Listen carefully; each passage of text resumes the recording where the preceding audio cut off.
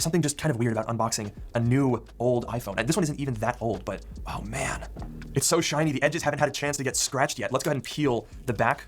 Oh, look at that. Gosh, this really was a beautiful phone.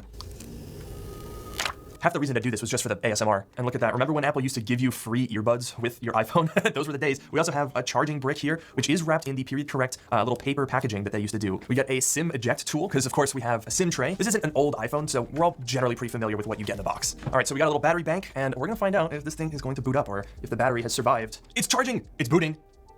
Oh, we got the charge sound. Oh, look at that. And look at that, this phone is 6 years old, but I just got a prompt on my iPhone to set it up. This is the kind of features that make Apple so goated. This is a 6-year-old phone. It's not even on the current version of iOS, and it's still integrated in the ecosystem. It's just great. However, we are gonna set this phone up manually because I want these two to be as close to identical as I can get them. All right, so that's Face ID all set up, and because this thing is brand new, it should be on iOS 12. They really want us to set up a whole bunch of stuff. Hey Siri. Oh, remember that Siri animation? Hey Siri. Apologies if your day has now been ruined. Going through this setup process is the type of thing that for some people is gonna be incredibly nostalgic because there's a lot of people that are really obsessed with previous versions of iOS. But some people are just gonna say like, yeah, you're setting up a recent iPhone. Oh, look at that. the wallpaper. This is really bringing me back. All right, let's see what version of iOS we are running. General, about, 12.1.2. You know what that means, folks? This test is going to work because we now have an original iPhone XS on the iOS version that it launched with, and we can now see how it has aged over the past 6 years. So we're gonna get started with some simple usability testing. So let's power on both phones at the same time to see if the newer version of iOS takes a bit longer to boot. So you can see the Apple logo actually showed up a little bit quicker, but let's see how long it takes in total.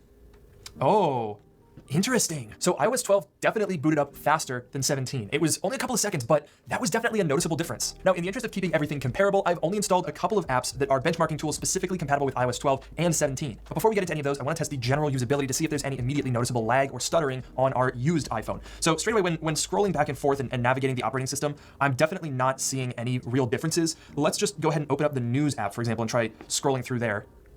So it does look to be slightly ahead on iOS 12. Perhaps iOS 17 is a little bit slower, but now that we're actually scrolling through on both phones, I'm not really noticing any differences between them. They both look extremely fluid. Let's try opening the camera, and we'll switch it to the front-facing one, take a couple of photos. Again, not really seeing any differences here. Actually, there was just a touch of lag on our used iPhone, but man, we are really having to scrape the bottom of the barrel to find any differences. Let's do some more formal stress testing to see if there's anything that'll show up there. So we'll run the Geekbench 5 CPU benchmark on both devices, and we'll see if there's any differences.